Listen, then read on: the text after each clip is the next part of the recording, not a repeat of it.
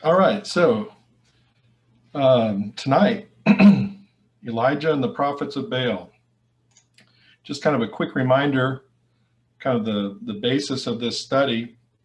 We're talking about these stories that are really familiar to us and trying to focus on um, kind of the details that maybe haven't been so much a part of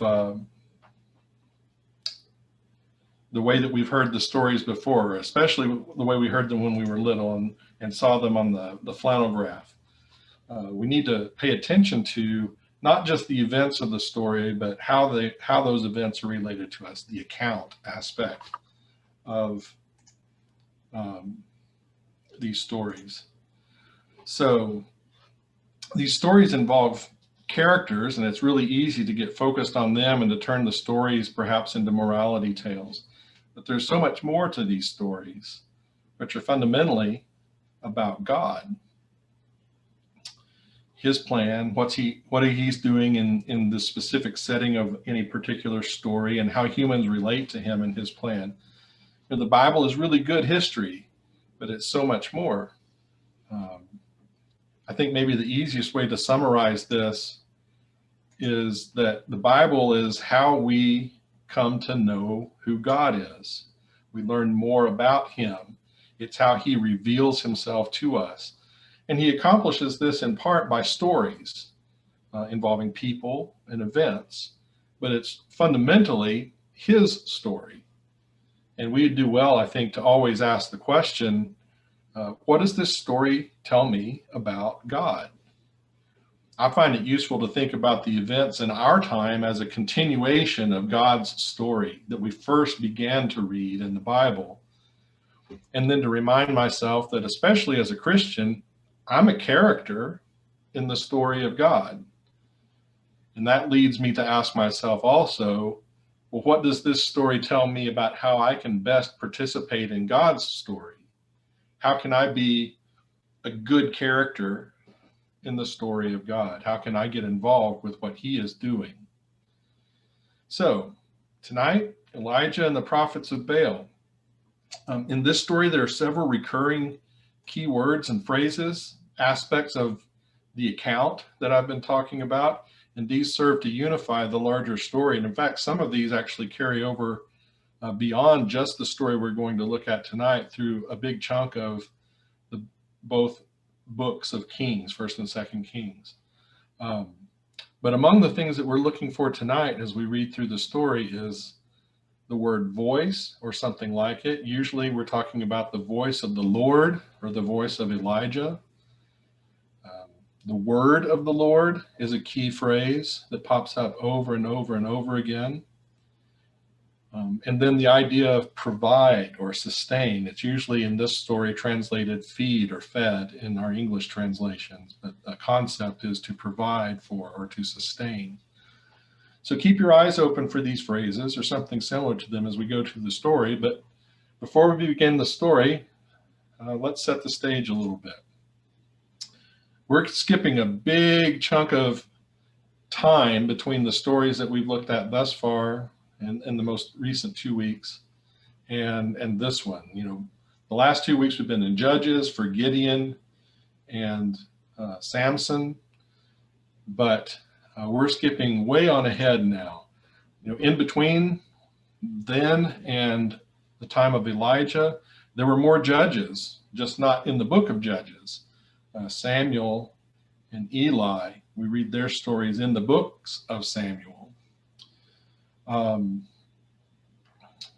We get into the United Kingdom. You remember how last week we kind of ended looking at the end of Judges, where it says, and there was no king in Israel. Everyone did what was good in their own eyes.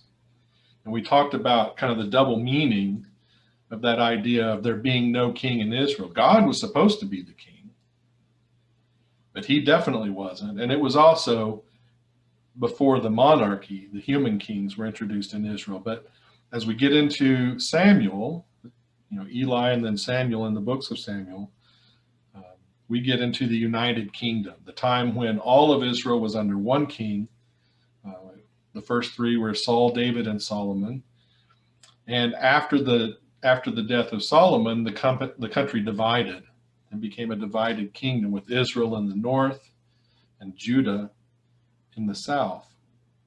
First, in the south under Rehoboam, who was Solomon's son, and Jeroboam in the north.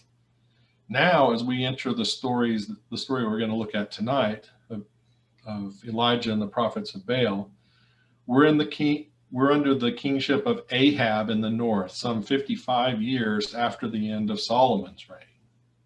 So we're actually at least 200 years, possibly as much as 350 years after the time of the judges, or at least the judges whose stories we examine in detail. So a lot of time has passed. Let's take a look, though, at well, let me ask you this.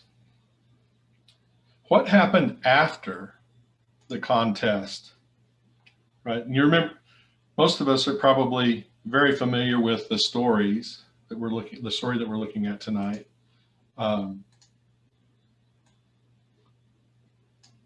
Do you remember what happened after the contest that Elijah arranged between the Lord and Baal?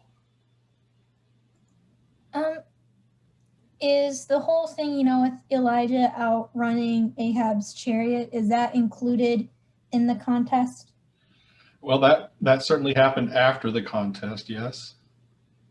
So, but yes, that is one of the things that happened after the contest between the Lord and Baal. You're referring to the prophets of Baal being killed?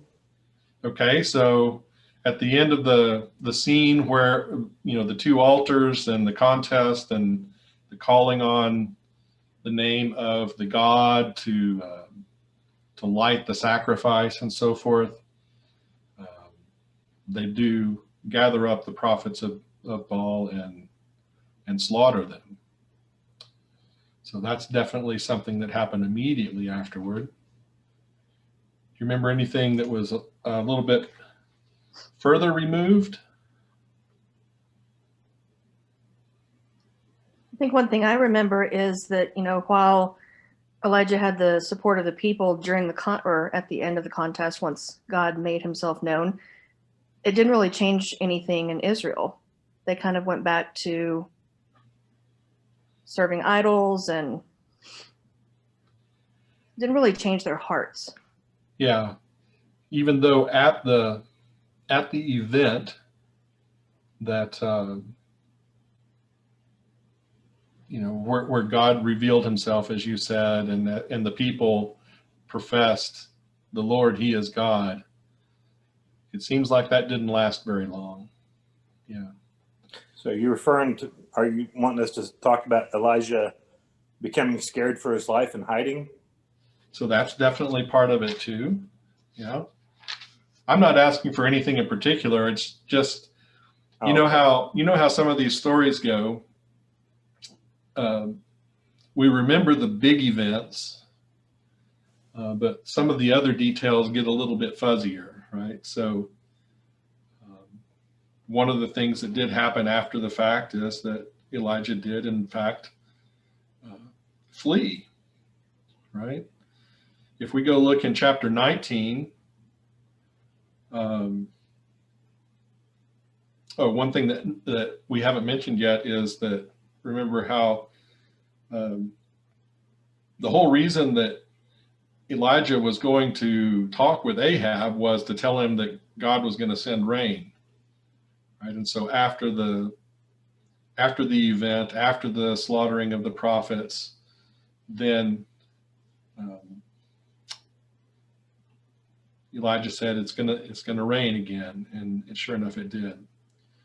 But then in chapter 19, right, Ahab goes back to the palace. He tells Jezebel what has happened, and that all the prophets had been killed.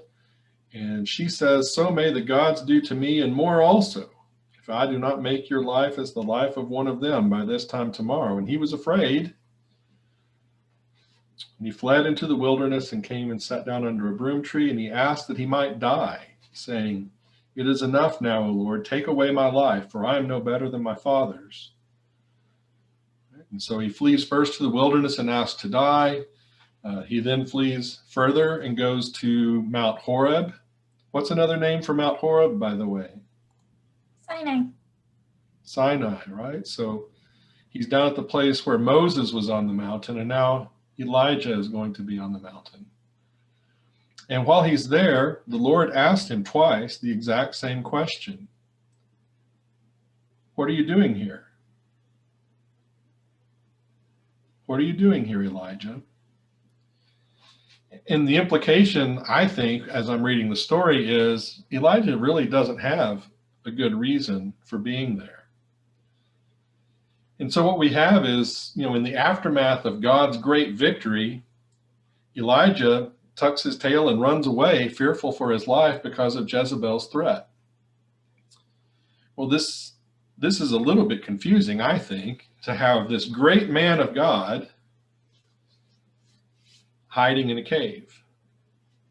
So let's jump back to the end of chapter 16, kind of the beginning of the story, and see how Elijah came to this point. Maybe we can get rid of a little bit of this confusion. So looking back in chapter 16, verse 29, that's where we'll start. In the 38th year of Asa, king of Judah, Ahab, the son of Omri, began to reign over Israel. And Ahab, the son of Omri, reigned over Israel and Samaria 22 years. And Ahab, the son of Omri, did evil in the sight of the Lord, more than all who were before him. And as if it had been a light thing for him to walk in the sins of Jeroboam, the son of Nebat, he took for his wife Jezebel, the daughter of Ethbaal, king of the Sidonians, and went and served Baal and worshipped him. He erected an altar for Baal in the house of Baal, which he built in Samaria. And Ahab made an Asherah. Ahab did more to provoke the Lord, the God of Israel, to anger than all the kings of Israel who were before him.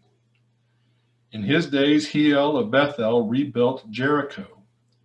He laid its foundation at the cost of Abiram, his firstborn, and set up its gates at the cost of his youngest son, Segub, according to the word of the Lord, which he spoke by Joshua, the son of Nun. All right, so we get it, right? Ahab is a bad dude. He didn't just set up idols that represented Yahweh the way that Jeroboam did.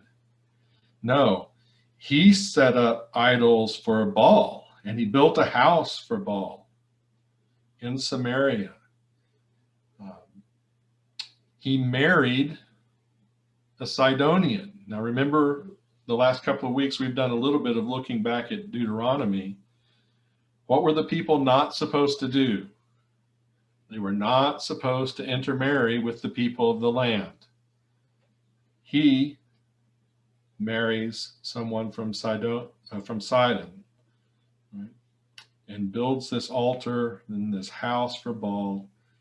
And he did more to provoke the Lord to anger. And at the same time, we hear about other things going on in the country.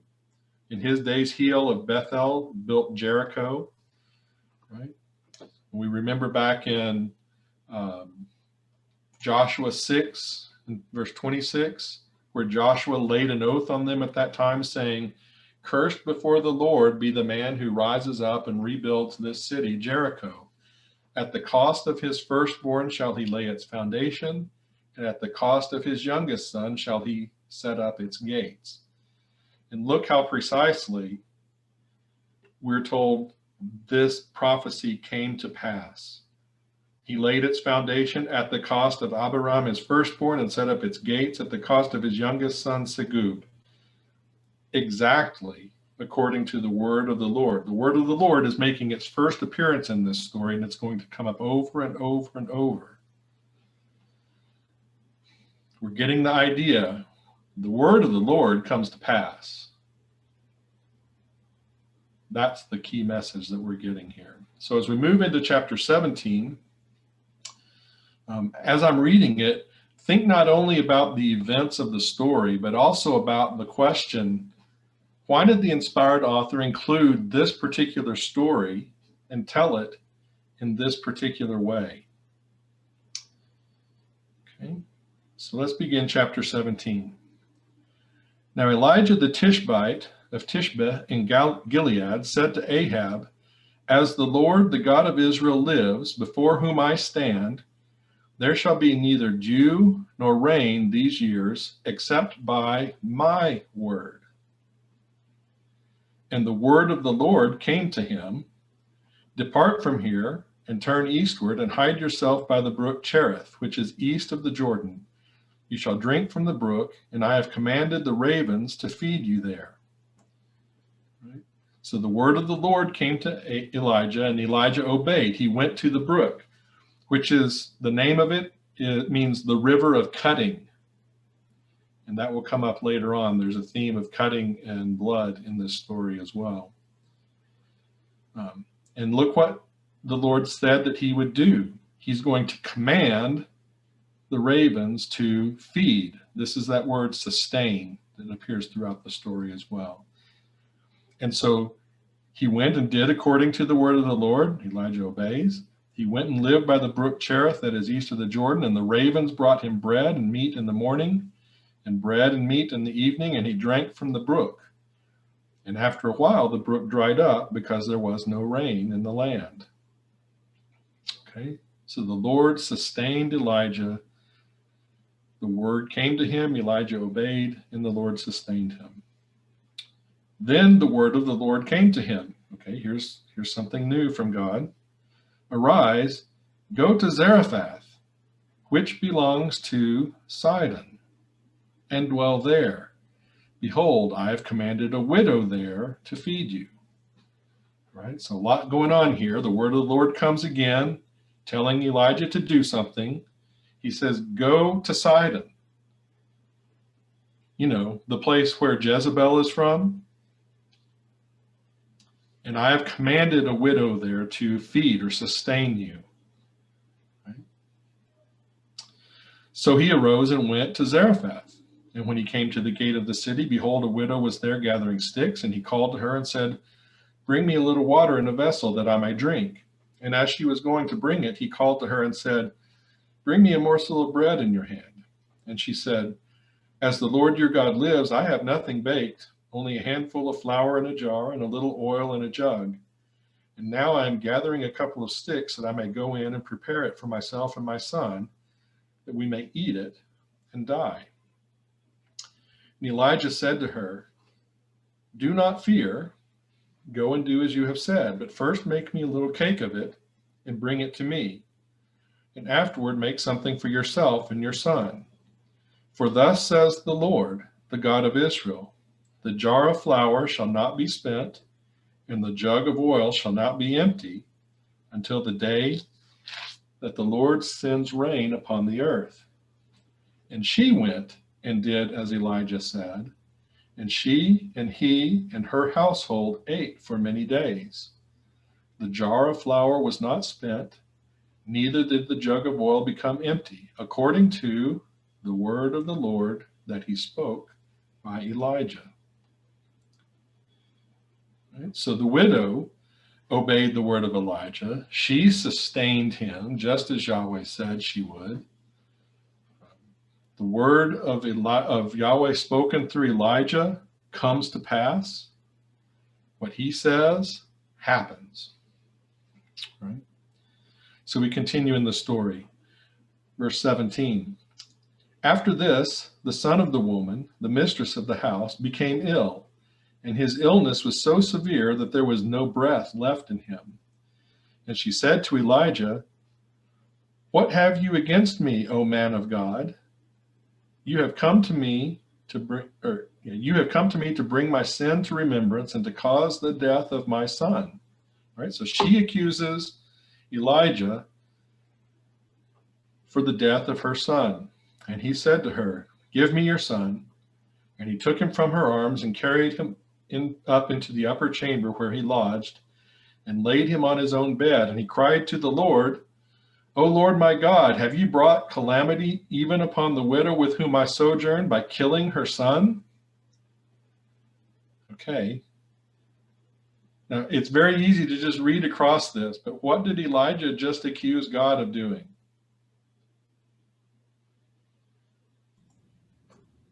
I was gonna say murder, but he's God, so he can kill who he wants. But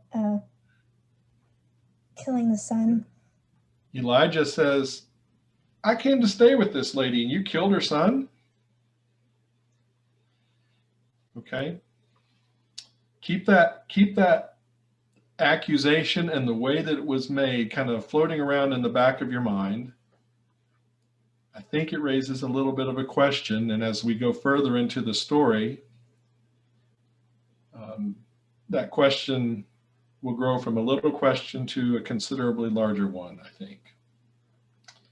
Verse 21, then he stretched himself out upon the child 3 times and cried to the Lord, O Lord my God, let this child's life come into him again. And the Lord listened to the voice of Elijah.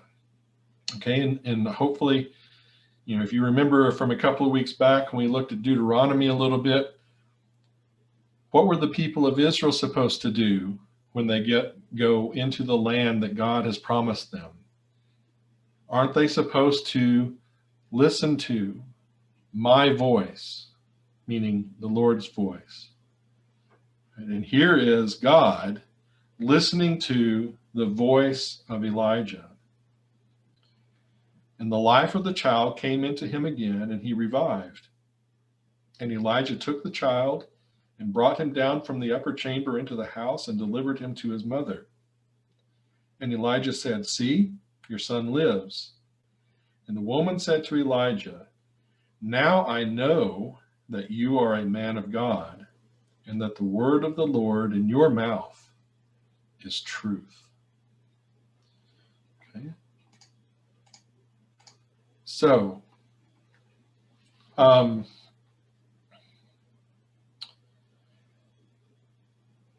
going back to the question that I asked as I first began to read this chapter, why did the inspired author include this particular story and tell it in this particular way? What have we begun to learn as we read this story?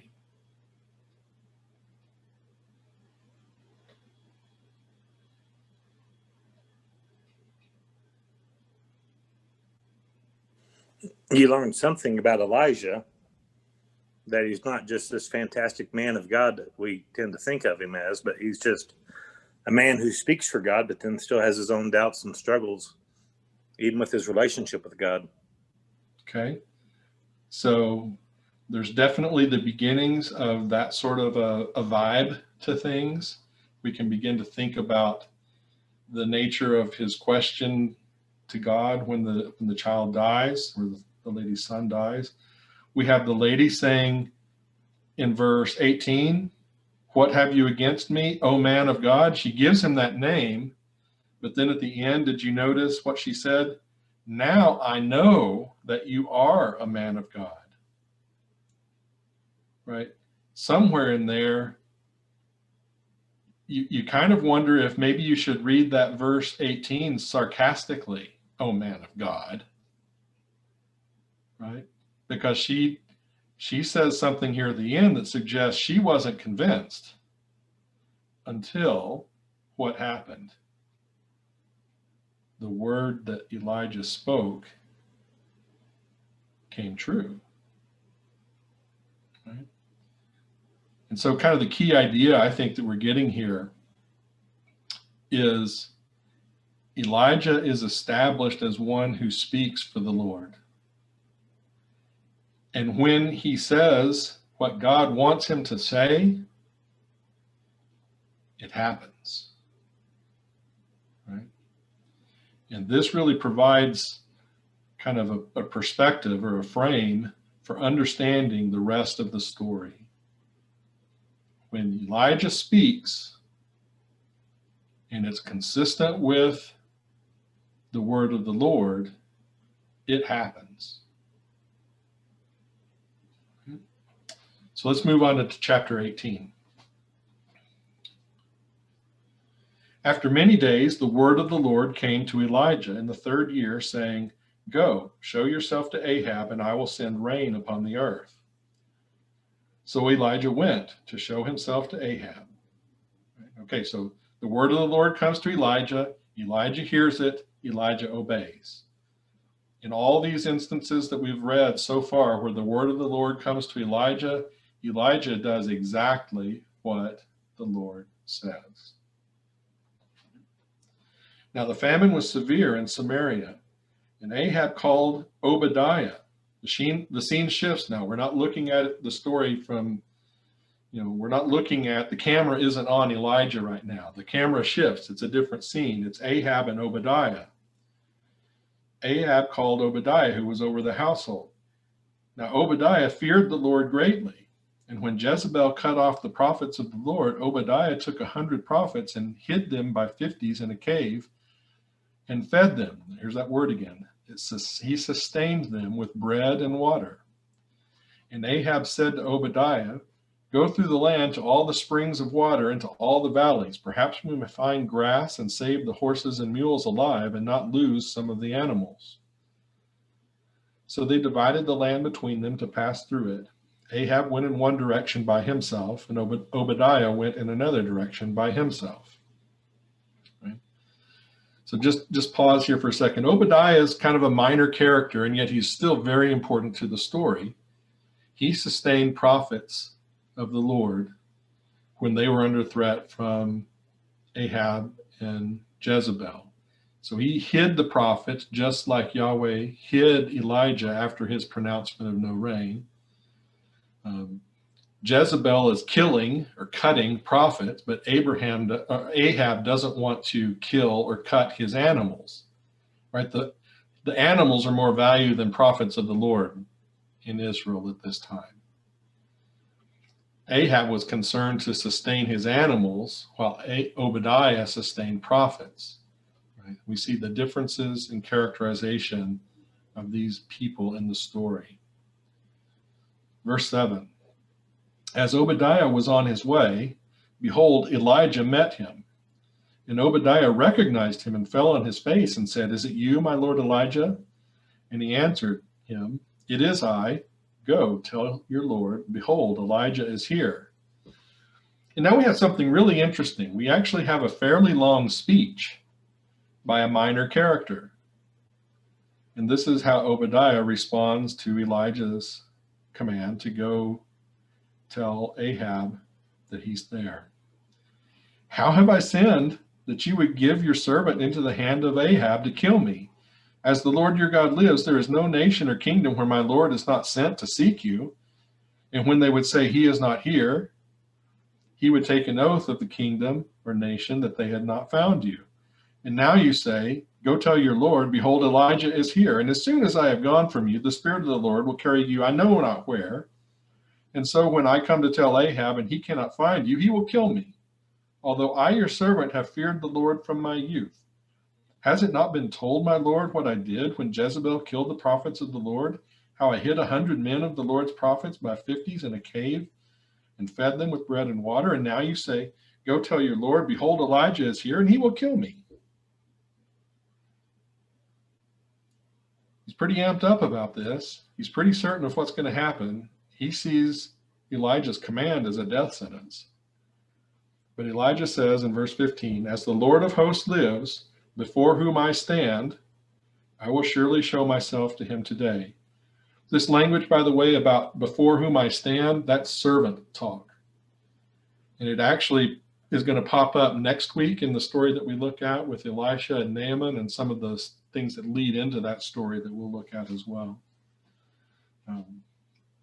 So it's interesting how the language, I think it's interesting at least, how the language in these stories crosses boundaries of individual stories and connects larger sections of scripture together. So Obadiah went to meet Ahab and told him, and Ahab went to meet Elijah. Now when Ahab saw Elijah, Ahab said to him, is it you, you troubler of Israel? All right, now this is kind of interesting too. The same language is used of Achan. Remember in Joshua, Achan, who took spoils from the battle at Jericho and caused their defeat at Ai, and then they did all the casting of lots, and the tribes appeared before Joshua, and they finally narrowed it down to Achan, and they found the stuff in his tent. And Joshua says something to the effect of, "You have brought trouble on us. You are a troubler." And now here's Ahab, idol worshiping, Sidonian wife marrying, troubler. He's the troubler, right? He's the one who's causing all the trouble, but he thinks of Elijah as the one who's causing the trouble. And so there's irony here, that he's calling the man of God the troubler, while he, the idol worshiper and generally evil person, is doing many, many things to cause problems, to cause trouble. Verse 18, and he answered, basically what I just said, "I have not troubled Israel, but you have in your father's house, because you have abandoned the commandments of the Lord and followed the Baals. Now therefore send and gather all Israel to me at Mount Carmel, and the 450 prophets of Baal and the 400 prophets of Asherah who eat at Jezebel's table." Now, interestingly, Ahab does this. Verse 20, so Ahab sent to all the people of Israel and gathered the prophets together at Mount Carmel. And Elijah came near to all the people and said, "How long will you go limping between two different opinions? If the Lord is God, follow him. But if Baal, then follow him." Now, I don't know what everyone's translation says, but this word limping seems to be kind of a special word, and the fact that it's repeated later in the same chapter is not accidental, and so it bears a little bit more scrutiny. This word that's translated limping in my translation is the verb form of Passover.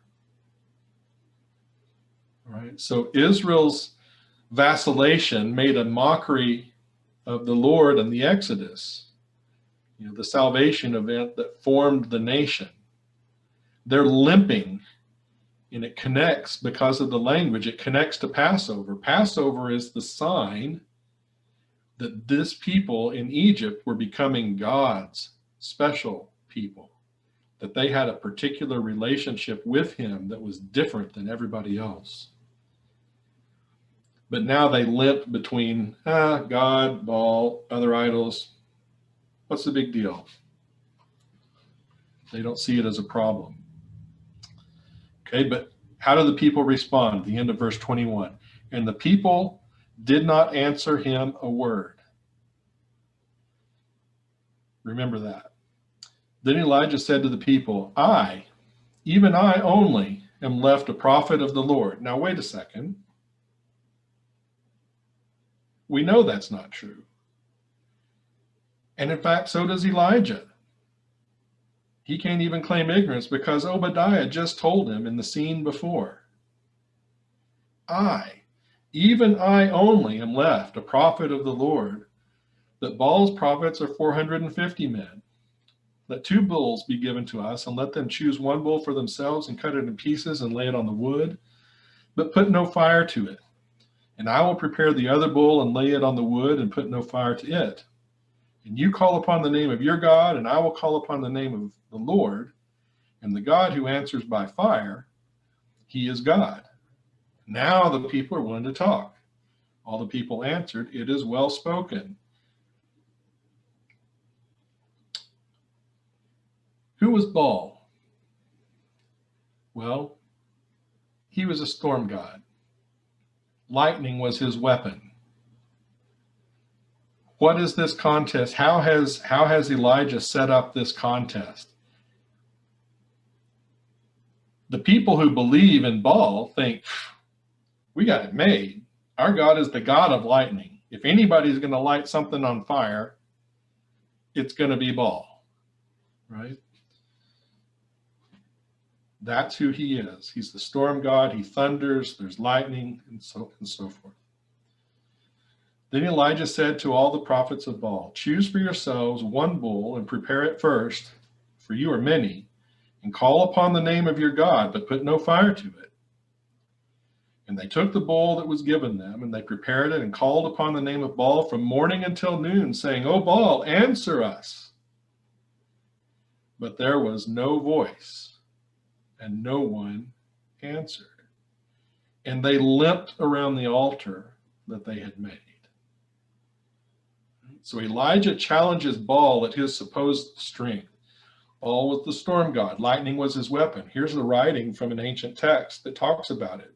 When Baal speaks, his voice of thunder rocks the mountains. Baal opens rifts in the clouds. Baal gives forth his holy voice. Baal discharges the utterance of his lips. His holy voice convulses the earth. The mountains quake. This is the God that they follow. And they limped around the altar, right? And they cut themselves. We're going to get to that in just a minute. I got ahead of myself a little bit there.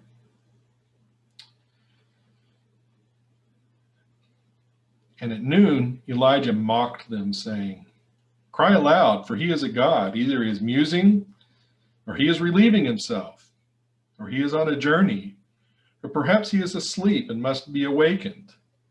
Right? So this is biblical trash talk. And it's actually a little bit coarse, isn't it? Talking about him relieving himself. And they cried aloud and cut themselves after their custom with swords and lances until the blood gushed out upon them. And as midday passed, they raved on until the time of the offering of the oblation. But there was no voice. No one answered. No one paid attention. Did you notice in the quote that I had from that ancient text talking about Baal, how many times voice or something like it appeared in just those few lines? They expected a voice in the form of thunder and lightning and so forth. They expected majestic, powerful things. But the writer tells us in no uncertain terms and multiple times, there was no voice, no one answered, no one paid attention. And that was a repetition from no voice and no one answered a couple of verses before. There is nothing happening here. Verse 30. Then Elijah said to all the people, come near to me. And all the people came near to him, and he repaired the altar of the Lord that had been thrown down. Elijah took 12 stones according to the number of the tribes of the sons of Jacob, to whom the word of the Lord came, saying, Israel shall be your name. And with the stones he built an altar in the name of the Lord. And he made a trench about the altar as great as would contain 2 seahs of seed. And he put the wood in order and cut the bull in pieces and laid it on the wood. And he said, fill 4 jars with water and pour it on the burnt offering and on the wood. And he said, do it a second time. And they did it a second time. And he said, do it a third time. And they did it a third time. And the water ran around the altar and filled the trench also with water.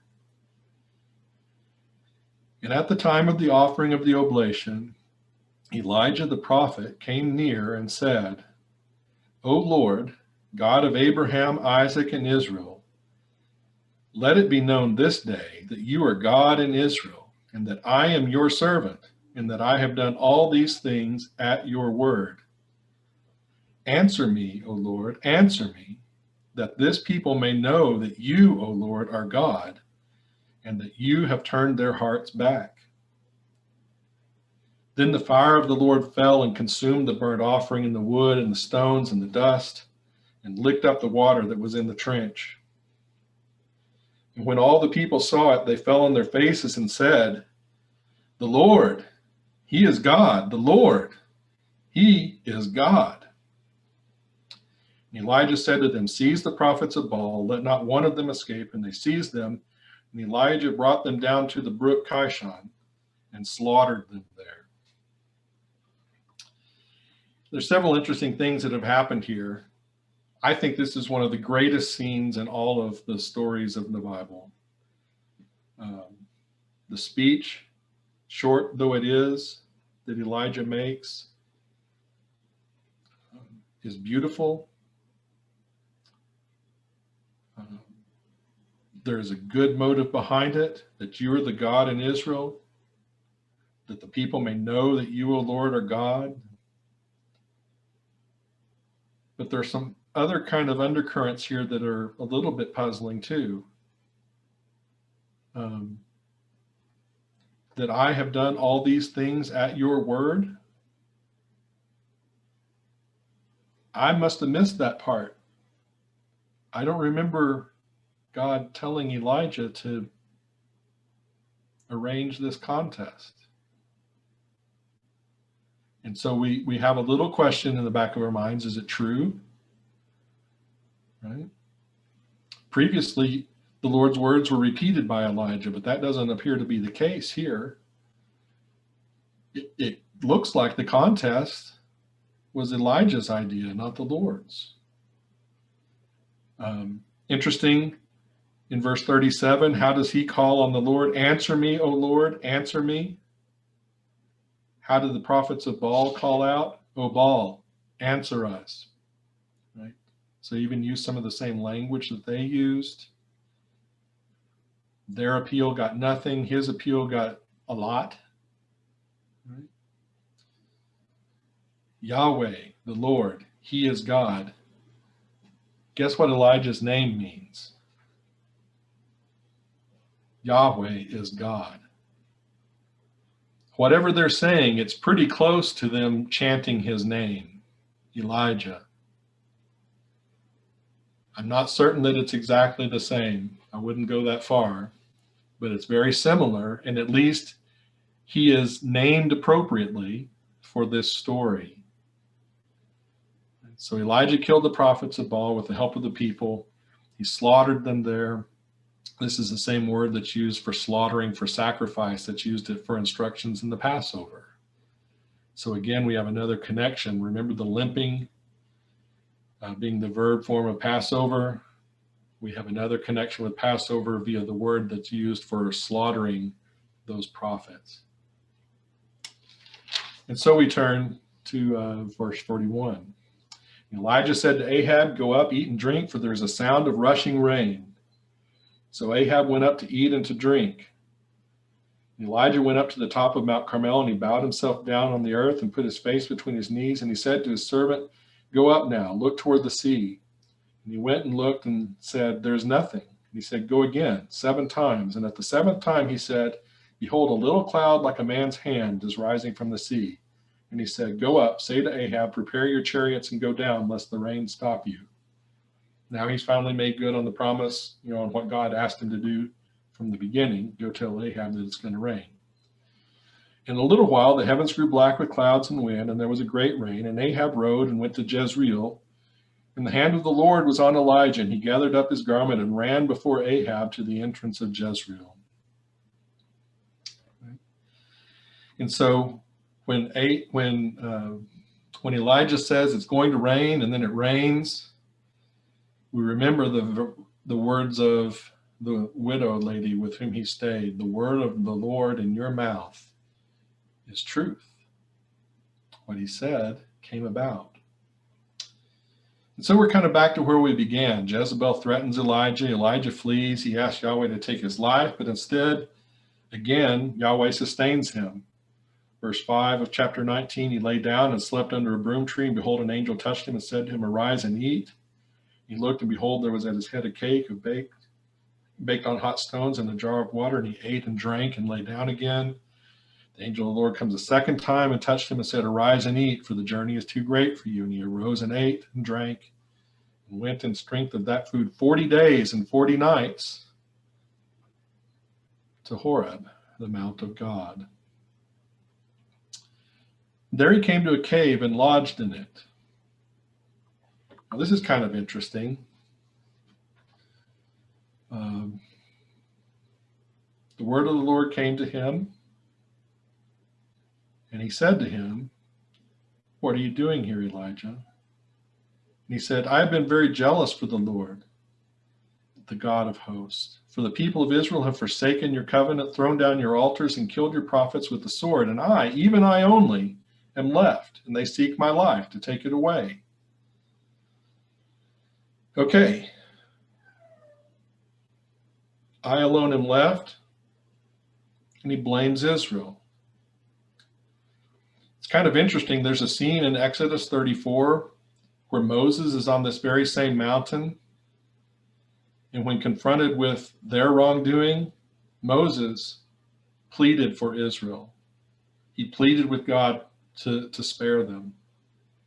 Elijah on the same mountain with the people who are also obstinate and refusing to acknowledge God blames them. The Lord said to him, go out and stand on the mount before the Lord. And behold, the Lord passed by. And we remember this is the thing that ties this scene together so well, because this is exactly what happened with Moses on the mountain. And behold, the Lord passed by, and a great and strong wind tore the mountain and broke in pieces the rocks before the Lord, but the Lord was not in the wind. And after the wind, an earthquake, but the Lord was not in an earthquake. And after the earthquake, a fire, but the Lord was not in the fire. And after the fire, the sound of a low whisper. And when Elijah heard it, he wrapped his face in his cloak, went out and stood at the entrance of the cave, and behold, there came a voice to him and said, what are you doing here, Elijah? And what does Elijah say? Word for word, exactly what he said the first time he was asked the question. The experience on the mountain hasn't had any effect on him. His perspective is unchanged. He still sees himself as pitiable, the one who's tried so hard and nothing has worked out. And it's just not fair, you can almost hear him say. And the Lord said to him, go, return on your way to the wilderness of Damascus, and when you arrive, you shall anoint Hazael to be king over Syria, and Jehu the son of Nimshi you shall anoint to be king over Israel. And Elisha the son of Shaphat of Abel-Maholah, I can't even say that, Abel-Maholah, you shall anoint to be the prophet in your place. And the one who escapes from the sword of Hazael shall Jehu put to death. And the one who escapes from the sword of Jehu shall Elisha put to death. Yet I will leave 7,000 in Israel, all the knees that have not bowed to Baal, and every mouth that has not kissed him. And so in these few verses, we have new marching orders for Elijah. And subtly, at the end there in verse 18, I think God puts Elijah in his place a little bit. He just gently reminds him, you're not the only one. There are 7,000. Right? He knew that. We knew that. Most definitely the Lord knew that. One of the things that's kind of interesting about these marching orders, by the way, remember how in the rest of the story, when the word of the Lord came to Elijah and told him to do something, what did he do? He did it. But when we look ahead in the text, he never anoints Elisha in the formal sense. He calls him, but unless casting his cloak on his shoulders is some form of anointing, he didn't actually anoint him. He did not anoint Hazael. Elisha does that in 2 Kings chapter 8. He didn't anoint Jehu. Elisha initiates that in 2 Kings 9. It's kind of interesting, isn't it? And it kind of raises then the question, who is this Elijah? Right? Who is he? Is every word in Elijah's mouth really the truth? At the beginning of the story, we thought so. The Lord commands, he does, things happen just as he says. The woman says, I know that the word of the Lord in your mouth is truth. But is every word that comes from Elijah's mouth from the Lord? No, it's not. In fact, later on, he goes beyond the word of the Lord when he pronounces judgment on Ahab and his house. And the Lord again puts him in his place, but he still honors those words. We do well, I think, to remember the words of James. Elijah was a man with a nature like ours. He prayed fervently that it might not rain, and for 3 years and 6 months it did not rain on the earth. Then he prayed again, and heaven gave rain, and the earth bore its fruit. You know, the key thing there is that part. Elijah was a man with a nature like ours. You know, what do we learn from this story? Well, we have Elijah, who does a whole lot of stuff to advance God's agenda. After all, when God utterly defeats the prophets of Baal and obliterates even the stones of the altar with fire, not to mention the sacrifice, the wood, and all the water, and even the dust, the Bible says, the people respond, "The Lord, he is God. The Lord, he is God." But at the end of the day, Ahab and Jezebel still rule the land. There are a few less prophets of Baal, but not much has changed. Even though it seems like mission accomplished, at least for the moment, the people, at least in the moment, learn that the Lord is God. We see in this latter scene, though, of Elijah on the mountain, that God doesn't always thunder, right? Isn't that something that Elijah should have learned? Whether he did or not is another story. The way I think about this is God doesn't always advance his cause through miraculous, awesome displays of power like he did on Mount Carmel.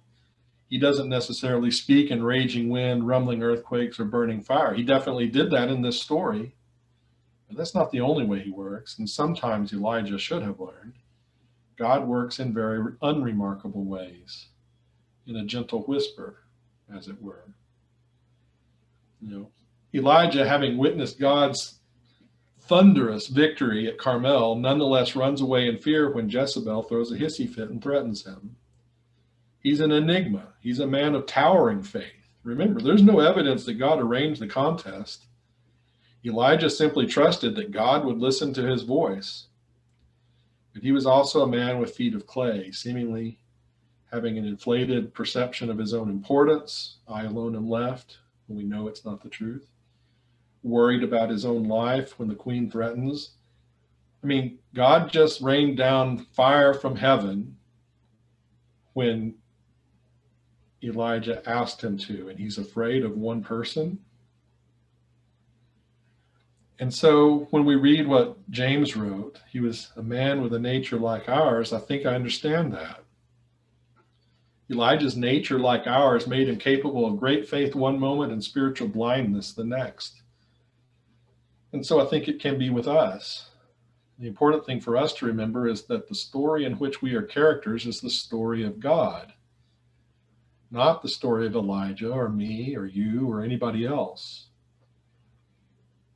And if any of us have a problem with the idea of how God works and who we are in relationship to him, my guess is that most of us probably see ourselves on the opposite end of the spectrum from Elijah. I haven't run into too many people who have an inflated opinion of their importance to what God is doing in the world, but I've run into a lot of other folks, a lot more folks, who think that the Lord works primarily through other people, that they're too limited in one way or another to actually play an important role. And so I think it's important, as we look at this story and think about what God has done and how he is maintaining a remnant, so to speak, we need to recognize that he works in the lives of those who are, kind of like Obadiah and the 7,000, simply faithful people, not necessarily calling down fire from on high, not necessarily being the out front person that everybody sees and understands they're a key person. God works through faithful people like these 7,000 who had not bowed or or kissed an idol. The 100 that Obadiah hid. Obadiah himself, buried in the household of Ahab, trying to be a good person, trying to follow God, doing what he can to help those that Ahab and Jezebel wanted to destroy. And I've gone over yet again. Any thoughts or comments kind of as we close out tonight? So I know that in Jewish culture, Elijah is a very esteemed, in Judaism. Very much so. That's not unmerited, is it? No. Think about all the good that he did. Think about the. I'm concerned that maybe I'm trying to. Maybe people have the idea that I'm trying to put him down in some way. No, but we do need to take a realistic look at who he was. He was a man of towering faith. You could make an argument that no other event in Israel's history demonstrates more faith than what Elijah's arrangement of this contest did. But he was still a flawed person. And he still had we might think about it as, we've got demons. We've got something about us that keeps us from being who we really ought to be. And we do. That's the truth of the matter. So did Elijah. So no, I don't want to tear him down and say he was a no good, this and that. He was an awesome man of faith who also had his own struggles. I kind of like how, well, two things, I guess. One, it was very gracious of God to go along with the plan when he didn't even tell Elijah to do it. That was sweet of him. Two, I like that God told Elijah, get some sleep, have a snack, you'll feel better. Yeah, it's nappy time, right?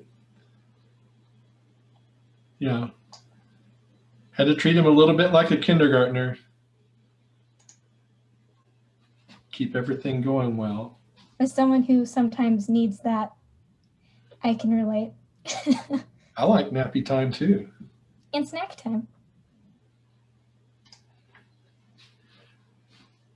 What else? Other ideas?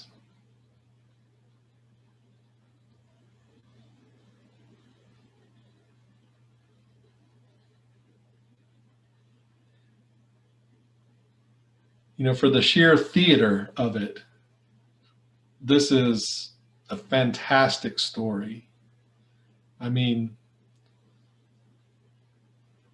whenever I read these Old Testament stories, one of the techniques I like to use when I'm doing it is I like everybody does when you're reading a book that's a story, you have this picture in your mind of how it happens and the scene and all those sorts of things.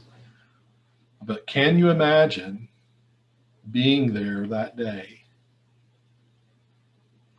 Just some random person from Israel, and you see what Elijah does and you see the Lord's response. I get goosebumps thinking about it. And then the people's response sounds wonderful, except it didn't last.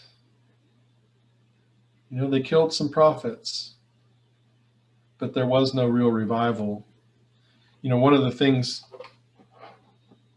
in the divided kingdom, we have, I don't know if you've read Kings enough, you know that there's kind of this introduction language that they use for every king, and it follows a certain pattern. So-and-so, the son of so-and-so, became king, and they were X years old when they became king, and they did this, that, and the other. They did evil in the eyes of the Lord, or they did good in the eyes of the Lord. The problem is there's not very many that you can say did good.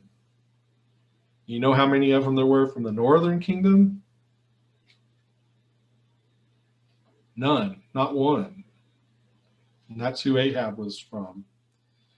There were a few decent kings in the south, but the spiral that we saw happening in Judges didn't really get better. They still continued in idolatry until several hundred more years elapse, and they're taken away into captivity. Actually, the northern kingdom doesn't have a whole lot longer to wait. They're probably, if memory serves, less than 100 or 150 years from being taken into captivity from this point. The southern kingdom has a little bit longer than that.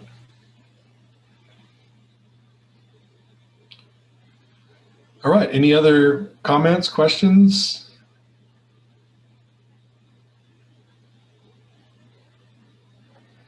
All right, next time is Elisha, who's kind of Elijah's Joshua.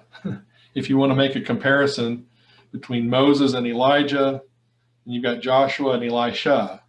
There's some parallels there in the way the stories are told. They're even given the same name as a role, not name as a person, but their helper, their attendant. Kind of interesting to see that. If you have time, go ahead and just kind of read on through from where we're at today. We just finished in 1 Kings 19. You could go on and read through the rest of 1 Kings and through 2 Kings chapter 5. We're actually going to talk a little, because the story of Naaman's only a single chapter, I'm going to go back and kind of spend a little more time setting the stage, because there are a lot of comparisons between Elijah and Elisha that are really interesting and serve to tie their ministries together and the stories in which they participate together. So hopefully that'll be kind of fun too. Well, Bruce, again, I really thank you. I guess I had kept Elijah right up there, since he was on the mount, with Moses.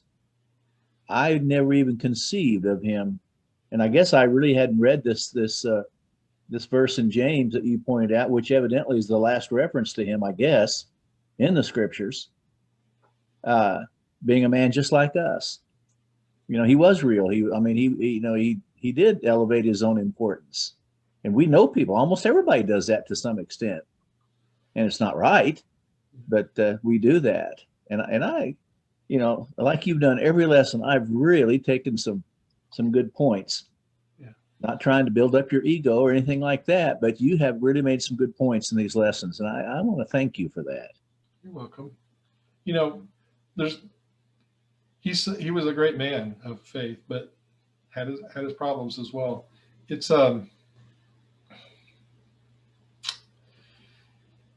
yeah.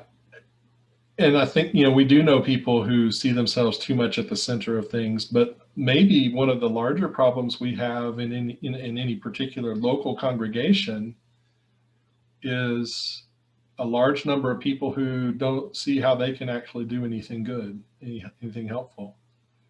Dale can do those things.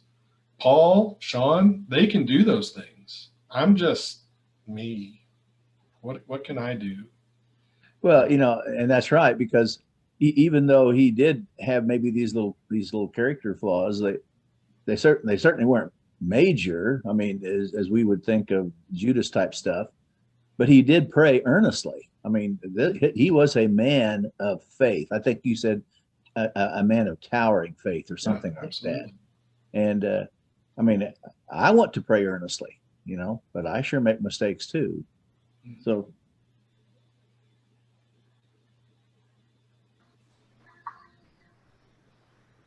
Thanks, Bruce. Enjoyed the lesson. All right, you're welcome. Hope to see everybody back next week.